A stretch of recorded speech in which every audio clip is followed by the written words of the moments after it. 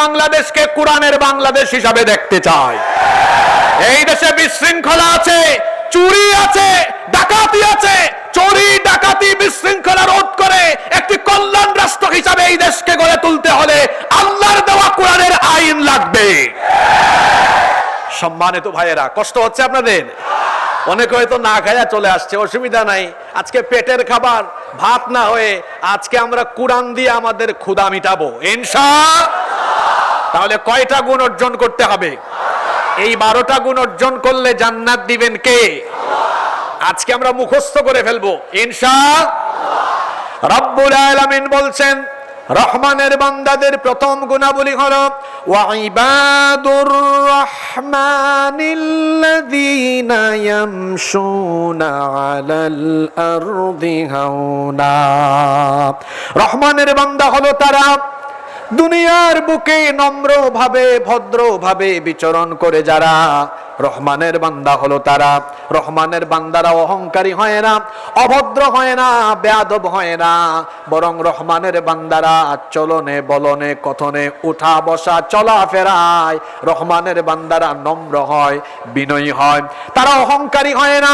অহংকার করা এটা মুমিনের স্বভাব নয়। অহংকার করা হলো ফেরাউনের স্বভাব, অহংকার করা হলো নমরুদের স্বভাব, অহংকার করা হলো ইবলিসের স্বভাব। মুমিন কখনো অহংকারী হতে পারে না। এজন্য রব্বুল আলামিন বলছেন ওয়া ইবাদুর রহমানিল্লাযীনা ইয়ামশুনা আলাল আরদি হাওনা। রহমানের বান্দা হলো তারা দুনিয়ার বুকে নম্রভাবে ভদ্রভাবে বিচরণ করে যারা।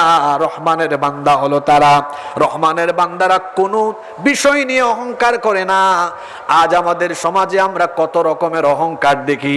কেউ বা করে টাকার অহংকার, কেউ বা করে জ্ঞানের অহংকার, কেউ বা করে ক্ষমতার অহংকার।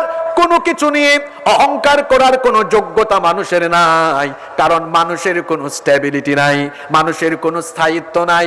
সে এখন আছে তো একটু পরে নাই, আজ আছে তো কাল নাই। যে আজ আছে তো কাল নাই, এরকম যার কোনো স্থায়িত্বই নাই, তার তো অহংকার করার কোনো যোগ্যতাই নাই। এজন্য হাদিসে কুদসিতে এসেছে, আল্লাহ তাআলা বলেছেন আল কিবরিয়া উরিদাই, অহংকার হলো আমার চাদর। যে আমার চাদর নিয়ে টানাটানি করে, যে ব্যক্তি অহংকার করে সে যেন আমার চাদর নিয়ে টানাটানি করে। আর যে ব্যক্তি অহংকার করে আল্লাহর চাদর নিয়ে টানাটানি করবে, তাকে দুনিয়া আখিরাতে যিনি শাস্তির সম্মুখীন করবেন, জোরে বলেন তিনি কে? সে আল্লাহ বলছেন কোনো কিছু নিয়ে অহংকার করো না, জ্ঞানের বড়াই করবেন না, কারণ জ্ঞান আল্লাহর তরফ থেকে পাওয়া নেয়ামত।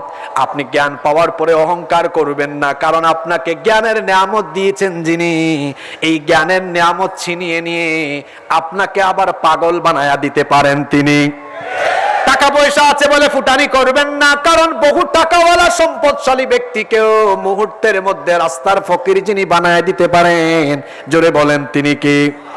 সকাল বেলার ধনীকে বিকাল বেলা ফকির যিনি বানান, জোরে বলেন তিনি কে?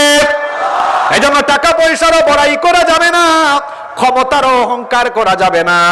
আমরা মানুষ, আমরা তো হলাম এমন, অনেক মানুষ আছে ক্ষমতা পাওয়ার পরে দাম্ভিক হয়ে যায়, স্বৈরাচার হয়ে যায়, অধ্যত্বপূর্ণ অহংকারী আচরণে মেতে উঠে, তারপরে মানুষকে আর মানুষ মনে করে না, নিরপরাধী মানুষকে সে অপরাধী বানায়া তার ইচ্ছে মতো মানুষের উপর জুলুম নির্যাতন করে অহংকারের ঠেলা এমন এমন কথা বলে এমন এমন অহংকারী কথাবার্তা বলে 41 সাল পর্যন্ত থাকবো অহংকার করে করে এমন কথা বলবে, আমি নামবো না, পালায়াও যাব না। কিন্তু দেখা যায় কাউকে কিছু না বলে হঠাৎ করে চোরের মতো পালিয়ে চলে যাবে। ক্ষমতার বেশি বড়াই দেখাবেন না, অহংকার করবেন না, কারণ ক্ষমতার চেয়ারে বসান যিনি, জুতার বাড়ি খাওয়ায়া সেই চেয়ার থেকে নামাতে পারেন তিনি। ক্ষমতার অহংকার করেছিল ফেরাউন, ক্ষমতার অহংকার করেছিল নমরুদ, ক্ষমতার অহংকার করেছিল আবু জাহাল, উতবা, সাইবা। ক্ষমতা পেলে অহংকার করে যারা, আবু জাহাল, নমরুদ, ফেরাউনের প্রেতাত্মা হলো তারা। ক্ষমতা পাওয়ার পরে অহংকার করবে যারা, জুলাই আগস্টের মতো দেশ থেকে চোরের মতো পালিয়ে যাবে তারা। ক্ষমতার অহংকার অহংকার করা যাবে না। আল্লাহ বলেছেন ওয়ালা তামশি ফিল আরদি মারাহা ইন্নাকা লান তাখরিকাল আরদা ওয়া লান তাবলুগাল জিবালা তুলা। কোরআনে কারীমের 17 নম্বর সূরা, সূরা বনী ইসরাঈলের 37 নম্বর আয়াতে আল্লাহ তাআলা বলেছেন অহংকারী হয়ে জমিনে বিচরণ করো না, নিশ্চয়ই অহংকার করে জমিনে হেঁটে তুমি মাটিকে ফাটিয়ে দিতে পারবে না, আবার অহংকারের সাথে মাথা উঁচু করে চলাফেরা করে আকাশের উচ্চতায় তুমি পৌঁছে যেতে পারবে না। লুকমান হাকিমের নাম আমরা জানি, তিনি কোনো নবীও ছিলেন না, কোনো রাসূলও ছিলেন না, কিন্তু আল্লাহ তাআলা তাকে হিকমত দিয়েছিলেন, প্রজ্ঞা দিয়েছিলেন, আর তিনি তার ছেলেকে সুন্দর সুন্দর কিছু নসিহত করেছেন। সেই নসিহতগুলো আল্লাহর কাছে এত ভালো লেগেছে, তাম দুনিয়ার মানুষদের জন্য আল্লাহ তাআলা সেগুলো কোরআনে কারিমে কোট করে দিয়েছেন। লুকমান হাকিম তার ছেলেকে নসিহত করতে যে অহংকারের ব্যাপারেও তার ছেলেকে সাবধান করে দিলেন। লুকমান হাকিম তার ছেলেকে বললেন ওয়ালা তুসাইর খাদ্দাকা লিন-নাসি ওয়ালা তামশি ফিল আরদি মারাহা। লুকমান হাকিম বললেন বাবারে, গাল বাঁকা করে মানুষকে তুচ্ছ তাচ্ছিল্য করে অহংকারী হয়ে মানুষের সাথে কথা বলো না, কারণ অহংকার করা কোনো মুমিনের স্বভাব হতে পারে না। ইন্নাল্লাহা লা ইউহিব্বু কুল্লা মুখতালিন ফাখুর, অহংকারী এবং দাম্ভিক লোককে যিনি পছন্দ করেন না, গলার আওয়াজ বড় করে বলেন তিনি কি? সেজন্য মুমিনরা বিনয়ী হবে, ভদ্র হবে। আল্লাহ তাআলা এজন্য জান্নাতি মুমিনদের, রহমানের বান্দাদের প্রথম কোয়ালিটি বর্ণনা করেছেন ওয়া ইবাদুর রহমানিল্লাযীনা ইয়ামশুনা আলাল আরদি হাওনা। রহমানের বান্দা হলো তারা দুনিয়ার বুকে নম্রভাবে ভদ্রভাবে বিচরণ করে যারা, রহমানের বান্দা হলো তারা। তাহলে আমরা আল্লাহর জান্নাতে যাওয়ার জন্য অহংকারী হব না নম্র হব? আস্তে বলবেন না, জোরে বলেন, অহংকারী না নম্র হব? অহংকারী হওয়া যাবে না। হ্যাঁ, কিছুদিন আগে মজলুম ছিলেন, এখন আবার সুযোগ পেয়ে অহংকারী হয়ে উঠবেন না। আমরা দেখতে পাচ্ছি বাংলাদেশে কিছু মানুষ আগে যারা একটু ঘর থেকে বের হয়ে কথাও বলতে পারতো না, এখন কথা বলার সুযোগ পেয়েছে বলে অহংকারের চোটে আলেম উলামার ইসলাম নিয়ে কথা বলতে ছাড় দেয় না। আমি নাম নিলাম না, সাবধান করে দিচ্ছি, এই দেশের মানুষের সেন্টিমেন্ট আপনাকে বুঝতে হবে। এই দেশের মানুষের আসল চেতনা হলো ইসলাম। এই জন্য ইসলাম, ইসলামী চেতনা আর আলেম উলামাকে নিয়ে কথা বলে আঘাত করার চেষ্টা করলে বাংলাদেশে জায়গা হবে না। সম্মানিত ভাইয়েরা,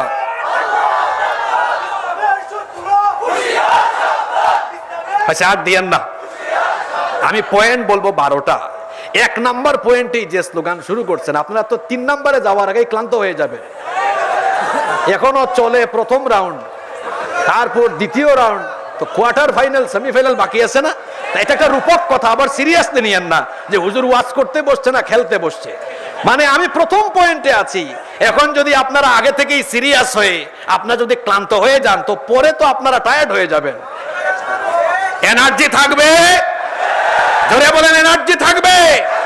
আরে মুসলমান কখনো এনার্জিলেস হয় না, মুসলমান কখনো এনার্জিলেস হয় না। আল্লাহ তাআলা আমাদেরকে শেষ পর্যন্ত, মুনাজাত তো ফজরের পরে হবে, আল্লাহ তাআলা মুনাজাত পর্যন্ত এনার্জি নিয়ে থাকার তৌফিক দেন। আরো আসতে বলেন আমিন। আমার বাড়ি হলো সিলেটে, হযরত শাহজালাল রহমতুল্লাহ আলাইহির রুহানি সন্তান আমরা, তো এজন্য কখনো দুর্বলতা নিয়ে কথা বলি না, আবার দুর্বল ইমানদারকে দেখতেও পারি না। এজন্য কথা যেটা বলবেন সোজা সাপটা বলবেন, আবার বলার সময় পুরুষত্বের লক্ষণ যেন কথায় প্রকাশ পায়।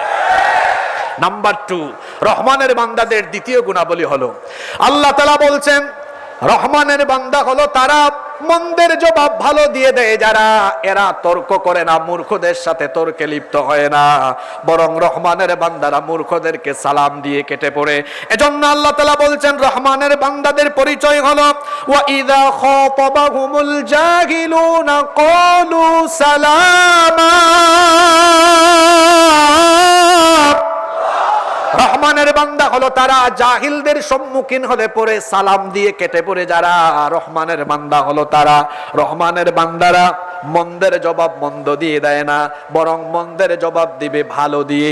এটা একটা অন্যতম গুরুত্বপূর্ণ ভালো গুণ। এই গুণ আমাদের অনেকের মধ্যেই নাই। আমাদের স্বভাব হলো আমাদেরকে গালি দিলে আমরাও গালির পরিবর্তে গালি দিয়ে বসি, কিন্তু মুমিন কখনো গালির পরিবর্তে গালি দিতে পারে। আমার আপনার আদর্শ হলেন মুহাম্মাদুর রাসূলুল্লাহ। সবাই বলি সাল্লাল্লাহু আলাইহি ওয়াসাল্লাম। আমার নবীকে কাফিরের দল এত গালিগালাজ করেছে, কিন্তু আপনারা বলেন তো গালির জবাবে আল্লাহর নবী কোনোদিন কি কোনো কাফিরকে গালি দিয়েছেন নাকি? আস্তে বলবেন না, জোরে বলেন, গালি দিয়েছেন নাকি? আমার নবী কোরআনের দাওয়াত শুরু করার পরে কাফির বেঈমানরা 40 বছর পর্যন্ত যেই নবীকে আল আমিন বলেছে, সেই নবীকে কোরআনের দাওয়াত দেওয়ার পরে সেই নবীকে তারা সাহির, জাদুকর বলেছে, কাযযাব, মিথ্যাবাদী বলেছে, মাজনুন, পাগল বলেছে, কাহিন, গণক বলেছে, এই রকম বিভিন্ন ধরনের আজে বাজে গালিগালাজ করেছে। গালিগালাজ কিন্তু আজকের যুগেও আছে না নাই? আস্তে বলেন, আরো আস্তে বলেন, আছে না নাই? ও মুসলমান ভাইয়েরা, যেই যুগে কোরআন নাজিল হয়েছিল সেই যুগেই কোরআন বিরোধীরা কোরআনওয়ালাদেরকে, এমনকি যার উপরে কোরআন নাজিল হয়েছিল তাকেও তারা গালিগালাজ করেছিল। ১৫০০ বছর পরেও আমাদের এখনকার যুগেও দেখি এই সুন্নত এখনো আছে। এখনো যারা কোরআনের কথা বলে তারাও গালিগালাজ কোরআন বিরোধীদের কাছ থেকে শুনে। গালি কিন্তু গালির জায়গায় আছে, শুধু ভার্সনটা একটু আপডেট হয়েছে। কেমন আপডেট হয়েছে? ১৫০০ বছর আগে কাফির বেঈমানরা কোরআনওয়ালাদেরকে গালি দিত পাগল, জাদুকর, মিথ্যাবাদী, কবি, গণক। ১৫০০ বছর পরে এসে গালির জায়গায় আছে শুধু কাফের, মুশরিক, কোরআন বিরোধীদের উত্তরসূরিরা। তারা গালির নমুনাকে একটু আপডেট ভার্সনে নিয়ে এখনকার যুগে কোরআন বিরোধীরা কোরআনওয়ালাদেরকে এখনো গালিগালাজ অব্যাহত রেখেছে। এখনকার যুগের গালি হলো যারাই কোরআনের কথা বলবে তাদেরকে মৌলবাদী, জঙ্গিবাদী, তাদেরকে মৌলবাদী, জঙ্গিবাদী, রাজাকার আর স্বাধীনতা বিরোধী বলে এখনো গালিগালাজ করে। গালির জায়গায় আছে, শুধু মডেল ভার্সনটা একটু কি হয়েছে, আপডেট হয়েছে। আইফোন প্রতি বছর বের হয়, আইফোনের নাম আইফোনই থাকে, শুধু মডেলটা একটু কি হয়ে আছে, আপডেট হয়ে আছে। 11, 12, 13, 14, 15, এখন কত চলে? 16, সামনে আসবে 17। তো সেই যুগে ১৫০০ বছর আগে গালির জায়গায় আছে, এখনো গালি আছে, শুধু মডেলটা একটু কি হয়েছে, আপডেট হয়েছে। ২০২৫ সালে আরো নতুন আপডেট গালি এসেছে। যারাই এখন কোরআনের মাহফিলে কোরআন দিয়ে রাষ্ট্র গঠনের ফর্মুলার কথা বলেন, এখন দেখা যায় যারা কোরআন সহ্য করতে পারে না তারা কোরআনওয়ালাদেরকে ধর্ম ব্যবসায়ী বলে গালিগালাজ করে। সাবধান, মুখে লাগাম দিয়ে কথা বলবেন। আলেমরা ধর্ম ব্যবসায়ী নয়, বরং আমার বাড়ি তো সিলেটে, ওই নির্বাচন আসতে পরে হযরত শাহজালাল রহমাতুল্লাহ আলাইহির মাজারে গিয়ে টুপি লাগায়া, পাঞ্জাবি লাগায়া, মাথায় পট্টি দিয়ে নির্বাচনী প্রচারণা আরম্ভ করে আলেমদের দুয়ারে গিয়ে দোয়া নিয়ে তারপরে ক্ষমতায় যাওয়ার পরে আবার ইসলামের বিরুদ্ধে দাঁড়ায় যারা প্রকৃত ধর্ম ব্যবসায়ী হলো তারা।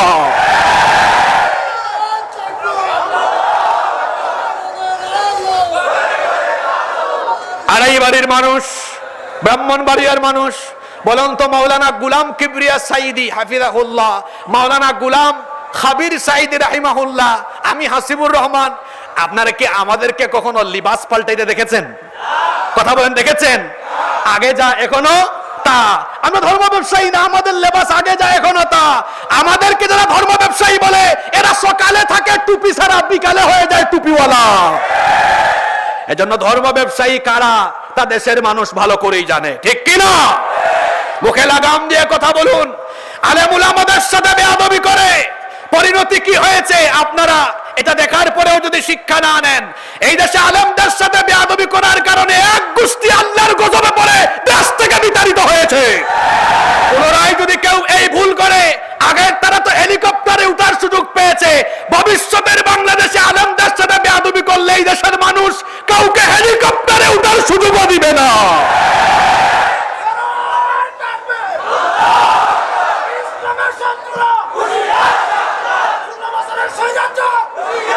বসেন বসেন, আপনি ২ নম্বরে এত সিরিয়াস হইয়েন না, কি আশ্চর্য অবস্থা।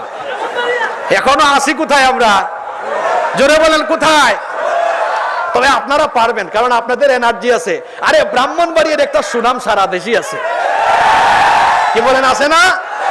হ্যাঁ, ব্রাহ্মণবাড়িয়ার মানুষের এনার্জি কম না, ব্রাহ্মণবাড়িয়ার মানুষের অনেক এনার্জি। দেখছেন, সময় যত যায় তত এনার্জি খালি বাড়ে। এরা মাসকালাই খাই আসছে।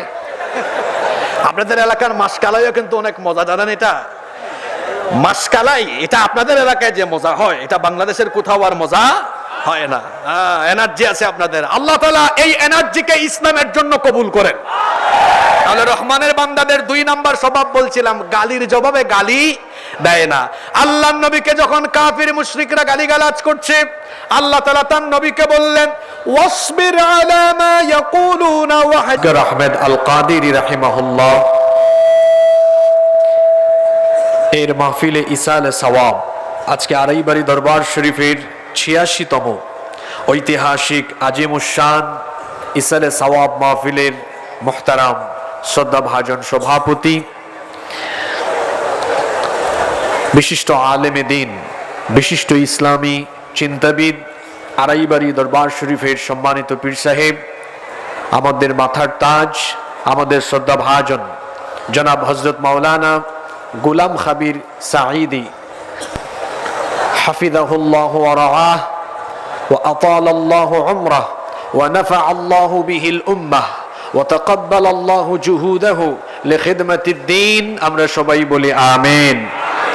উপস্থিত আছেন আমাদের সকলের মাথার তাজ, আমাদের শ্রদ্ধাভাজন আড়াইবাড়ি দরবার শরীফের আমাদের সকলের অত্যন্ত শ্রদ্ধেয় জনাব হযরত মাওলানা গোলাম কিবরিয়া সাঈদী হাফিজাহুল্লাহু ওয়া রাআহ ওয়া নাফাআল্লাহু বিহিল উম্মাহ ওয়া জাআলাহুল্লাহু মিনাল ইবাদিল মুখলিসিন। আমরা সবাই বলি আমিন।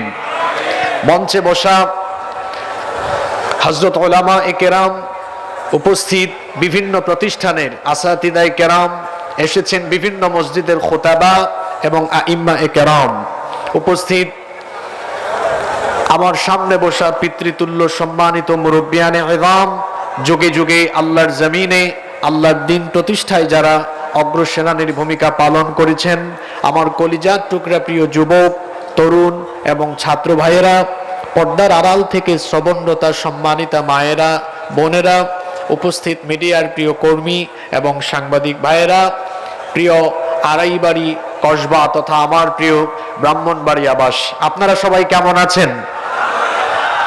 আলহামদুলিল্লাহ, আমিও আল্লাহর রহমতে ভালো আছি। আমাদের সবাইকে সুস্থতার সাথে বাঁচিয়ে রেখে আজকের এই সুন্দর বরকতময় নান্দনিক এই আয়োজনে আমাদেরকে শামিল হওয়ার তৌফিক যিনি দান করেছেন, গলার আওয়াজ বড় করে সবাই বলেন তো তিনি কে? সেই মহান রবের জন্য হৃদয়ের সবটুকু ভালোবাসা, আবেগ, অনুভূতিকে উজাড় করে দিয়ে খুশি মনে প্রাণবন্ত আওয়াজে উচ্চ কণ্ঠে কালিমাতুশ শুকর আদায় করে আমরা সকলেই পড়ছি আলহামদুলিল্লাহ। রব্বানা লাকাল হামদ হামদান কাসীরান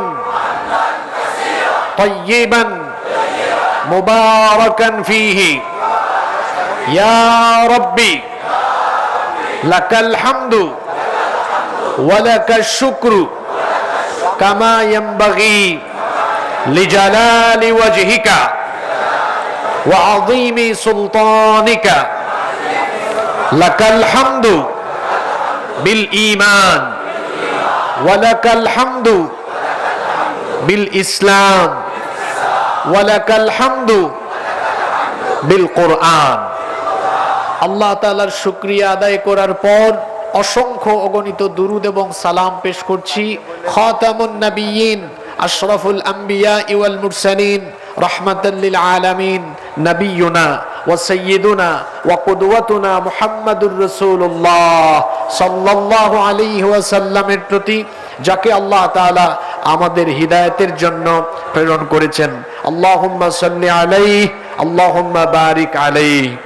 সম্মানিত উপস্থিতি, সময় খুব দ্রুত গতিতে চলে যাচ্ছে, সেজন্য অপ্রাসঙ্গিক কথা বলে আমি সময়ের বরকত নষ্ট করতে চাই না। আমরা সরাসরি আল্লাহর কালাম থেকে হেদায়াতের নিয়তে কিছু কথা বলবো এবং শুনবো ইনশাআল্লাহ। আল্লাহ। তবে তার আগে আমি এই মাহফিলে আজকে স্মরণ করছি বিশেষ করে আড়াইবাড়ি দরবার শরীফে আসা, যার সাথে পরিচয় হওয়ার মধ্য দিয়ে মরহুম গোলাম সারোয়ার সাঈদী রাহিমাহুল্লাহ, যিনি এই আড়াইবাড়ি দরবারে বহুদিন খেদমত করেছেন এবং তিনি সকলের কাছে অত্যন্ত প্রিয় এবং ভালোবাসার মানুষ ছিলেন। তিনি আমাদেরকে ছেড়ে চলে গিয়েছেন। আমরা মরহুম গোলাম সারোয়ার সাঈদী, তারপরে মরহুম আবু সাঈদ আসগর আহমেদ রাহিমাহুল্লাহ এবং মরহুম মাওলানা গোলাম হাক্কানি রাহিমাহুল্লাহ, আমরা সকলের জন্য দোয়া করছি আল্লাহ তাআলা তার গোলামদের কবরকে জান্নাতুল ফেরদাউস বানিয়ে দেন। আমরা সবাই বলি আমিন। বর্তমানে যারা আড়াইবাড়ি দরবারের খেদমত করছেন, আল্লাহ সবাইকে হায়াতান তাইয়্যিবাহ, সিহহাতান কুল্লিয়া দান করেন এবং সুন্দরভাবে এই দরবারের খেদমত আঞ্জাম দেওয়ার তৌফিক আল্লাহ তাদেরকে দান করেন। আমরা সবাই বলি আমিন। সম্মানিত উপস্থিতি, আমি আজ আপনাদের সামনে কোরআনুল কারীমের 25 নম্বর সূরা সূরাতুল ফুরকানের 63 থেকে শেষ আয়াত পর্যন্ত এই আয়াতে কারিমাগুলো থেকে সংক্ষিপ্ত সময়ে কিছু কথা তুলে ধরবার চেষ্টা করব ইনশাআল্লাহ। এই আয়াতে কারিমাগুলোতে আল্লাহ তাআলা তার প্রিয় বান্দাদের কিছু গুণাবলী উল্লেখ করেছেন এবং এই গুণাবলী অর্জনকারীদেরকে আল্লাহ তাআলা রহমানের বান্দা বলে অভিহিত করেছেন। সুবহানাল্লাহ। শুধু তাই নয়, এই গুণাবলী অর্জনকারীদের জন্য আল্লাহ তাআলা এই আয়াতে কারিমার শেষাংশে গিয়ে তাদের জন্য আল্লাহ তাআলা জান্নাতের সুসংবাদ দিয়েছেন। সুবহানাল্লাহ পড়েন।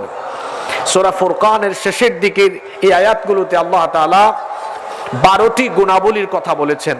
এই 12টি গুণাবলী অর্জন করবে যারা, আল্লাহ তাআলা ওয়াদা করেছেন আল্লাহর জান্নাত পাবে তারা। সুবহানাল্লাহ পড়েন। কথা বুঝে থাকলে সবাই বলেন তো, সূরা ফুরকানের এই শেষের দিকের আয়াতগুলোতে আল্লাহ তাআলা রহমানের বান্দাদের মোট কয়টা গুণাবলী উল্লেখ করেছেন? আরো আসতে বলেন, কয়টি? সবাই বলেন কয়টি? সবার কি ক্ষুধা লেগে গেল নাকি? সবার ক্ষুধা লেগে গিয়েছে? কোরআন পিপাসু লোকদের অবস্থা তো এমন হয় না। কোরআন পিপাসু লোকেরা তো রমজান মাসেও তারা রোজা রেখেও আল্লাহর দ্বীনের জন্য জিহাদ করতে জানে। ইসলামের প্রথম যুদ্ধের নাম কি? সবাই জোরে বলেন, কি যুদ্ধ? বদর যুদ্ধ। এই যুদ্ধ হয়েছে কোন মাসে? রমজান মাসে। তারপরে মক্কা বিজয় হয়েছে কোন মাসে? আরে মুসলমান তো সেই জাতি যারা না খেয়ে রোজা রেখেও আল্লাহর দ্বীনের জন্য জিহাদ করতে পারে। আমাদের পূর্বপুরুষরা যদি না খেয়ে আল্লাহর দ্বীন কায়েমের জন্য জিহাদ করতে পারে, তো আমরা তাদের উত্তরসূরি হয়ে আমরা তো না খায়া সারা রাত আল্লাহর কোরআনের জন্য বসে থাকতে পারি।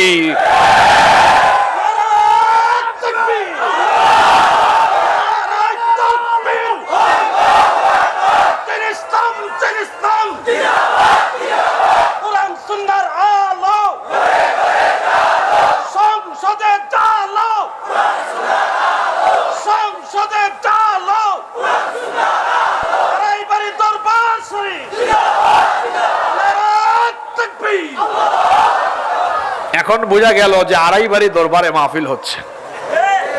আড়াইবাড়ি দরবার শরীফের শ্রোতারা অনেক কোয়ালিফাইড শ্রোতা। এরা মরা মরা হয়ে আলোচনা শুনে না।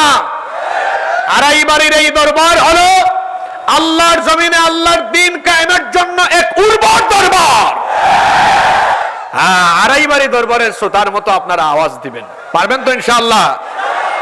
আজকে আমরা যে টপিক ধরেছি তা খুবই গুরুত্বপূর্ণ। আমরা কান লাগায়া হেদায়েতের নিয়তে শুনবো, বলেন ইনশাআল্লাহ।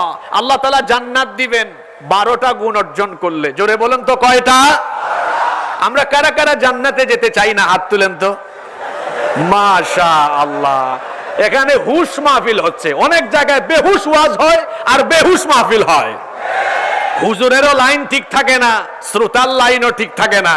তবে আলহামদুলিল্লাহ এখানে হাজার প্রায় লক্ষাধিকের মতো মানুষের সমাগম হওয়ার পরেও বোঝা যাচ্ছে এখানে হুজুর এবং শ্রোতা আয়োজক সকলেরই হুশ ঠিক আছে।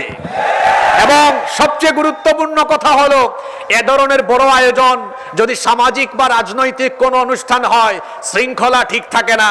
কিন্তু কোরআনের মাহফিলে হাজার হাজার মানুষ আসলেও, লক্ষ লক্ষ মানুষ আসলেও এখানে শৃঙ্খলা থাকে। পিন পতন নীরব হয়ে মানুষ কোরআন শুনে, কোরআনের আলোচনায়